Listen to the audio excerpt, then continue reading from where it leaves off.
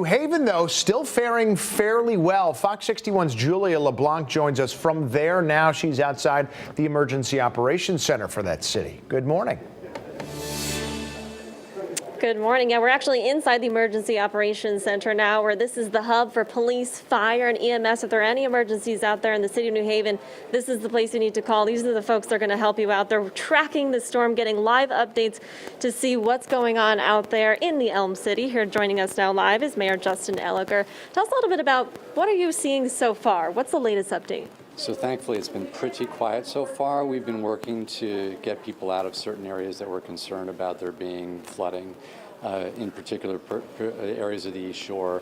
I was just at one of the shelters that we've opened up. There's 33 people at one of these shelters. We have 4 sites around the city. We're expecting the storm to come in around 1 or 2 o'clock, and so we're monitoring to make sure that we're prepared. What's the thing you're most worried about right now?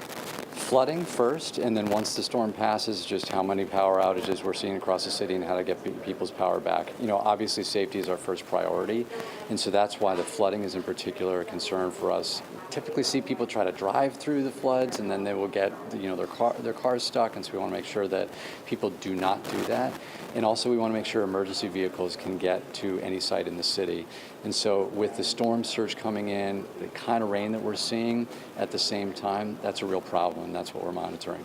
So when you were out knocking on doors yesterday, right along the East Shore, were people kind of saying they want to hunker down, or did they heed the warnings and leave their homes? You know, it was a little bit of a combination. A lot of people said, you know, I've lived here for 50 years or 30 years, and I've been through a lot of storms. I think I'm going to be okay. And we were also making sure that people had the kind of supplies they need in case they lose power for, you know, even 5 to 10 days.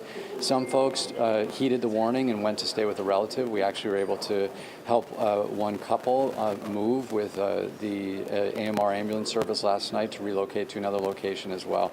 The biggest concern is emergency vehicles may not be able to get to these homes for a while if there's flooding, and so if there is a serious emergency, folks may not have the help in the quick way that we'd like to deliver it.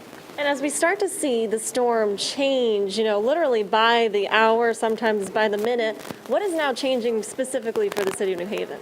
We're likely to see a little bit less wind, a little bit more rain. I think that's the main thing. The storm's veered a little bit to the east, which is a good thing because we were right in the path of the storm originally. And so that reduction in wind is a good thing for us.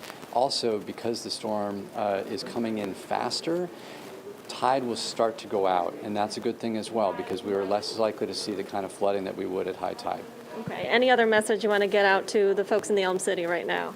Don't drive through flooded areas, stay away from power lines, and if folks need to get in touch with us, then call the Emergency Operations Center.